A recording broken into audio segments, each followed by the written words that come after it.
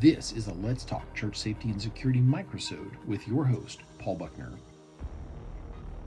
Hey sheepdogs, so have I ever mentioned ever that I lead a strange life? So this is my fault because I pray for this, but I'm like, Lord God, put me where you need me. So I'm coming back from getting lunch after church, and as I'm driving, I look over and there's smoke coming out from underneath the bridge. And at first I was like, is that steam? Because it was so light and there was almost no color to it. And as I got closer, there's more and more of it starting to roll out. And I'm like, what in the world? And so I pull over, throw my hazards on, and I go down, and I'm thinking, well, there's a homeless guy living underneath the bridge. He's trying to cook the fish that he just caught. No biggie. And I get there, and there's a legit fire. Now there's all these rocks, like big shot rock and bigger, up underneath this bridge. So I'm looking, and there's a very strong petroleum smell coming out from underneath this bridge. So I look over and I'm like, yep, I go down there and look at it, and I'm like, yep, absolutely, this is not a campfire. This is this could be a dangerous fire. And there's a very, very strong oil petroleum smell coming out of there, and there's marks on the grass. I don't think it was arson of any kind, and there wasn't enough of it to where it would burn hot enough to damage the bridge, which would obviously have to be pretty substantial.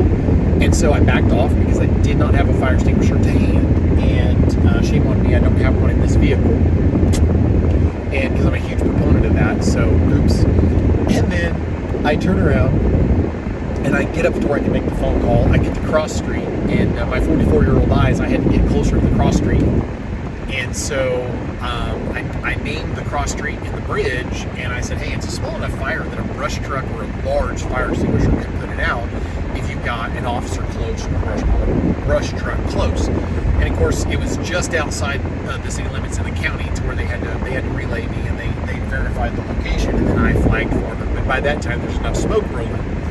And here's the interesting thing. This is part of why I share it is I'd never thought about this, because one of the guys, I said, did you see anything down there? Like somebody threw something off the bridge to do that on purpose? He's like, no. And I said, my thought was maybe a cigarette. And he goes, yeah, I think it was a cigarette, probably something like that, because they had it out in literally less than a minute. Like they spent more time spraying it by far than it took to put it out, obviously. And so they showed it some extra love. All of that being what it is, I was talking to the firefighters for just a second, and they had pulled a brush truck up, and then they had pulled a large fire truck up behind it, and the brush truck took care of it, no problem. And I said, I'm curious about the petroleum.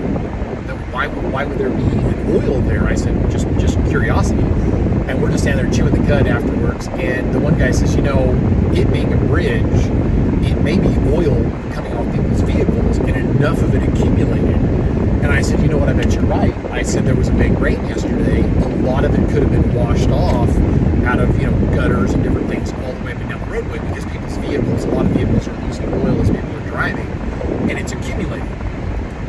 I never thought about that. Like, if you have an area that adjoins a highway, you could actually have petroleum, oil-based whatever's, any kind of a lubricant, any kind of, you've got your transmission fluids and your brake fluids and all of this stuff, your power steering fluids, and then gasoline or diesel, any number of different fluids that can be in the ground along that route.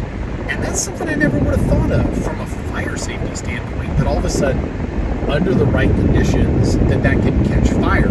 So in Knoll, Missouri, which is actually in my area, there is a historical train explosion where there was an ingredient used in making explosives. This was in the 1960s, and when it exploded, some of the stuff got down into the rocks and was down into the rocks along that train track. And what ended up happening was a spark coming days later, like the next day or a couple days later, within a week anyway, it actually combusted, and they were having to try to get rid of it because this mixing with various greases and lubricants of various natures and types, fuel sources that were coming off the trains that were going through there constantly, it actually was quite combustible.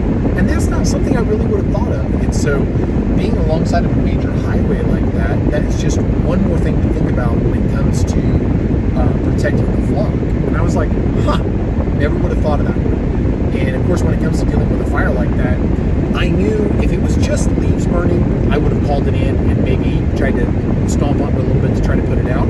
But when I was smelling and seeing signs of some type of a petroleum, I backed off, and I knew I can't stomp that out.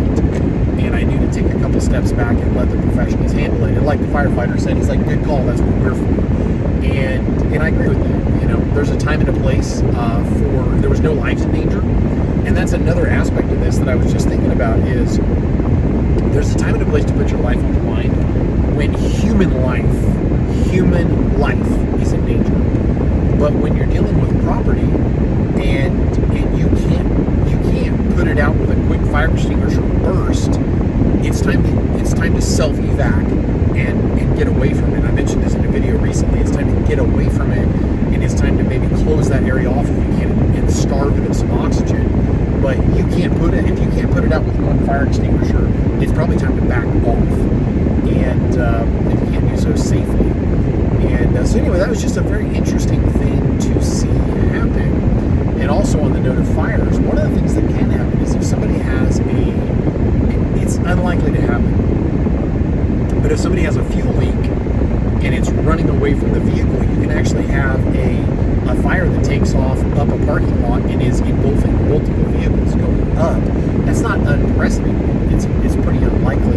But if you see a running liquid coming away from a fire, it's probably time to get back. And I say probably, I mean it's absolutely time to get back. And if you cannot safely get the vehicles away from that area, it's time to widen that cordon and start pushing back. Because if that is gasoline, and now all of a sudden you have 1, 2, 3, 4, 5 vehicles in a line that are catching on fire, you need to start backing off, because you're going to start having catastrophic, like it's going to start moving vehicle to vehicle as it goes.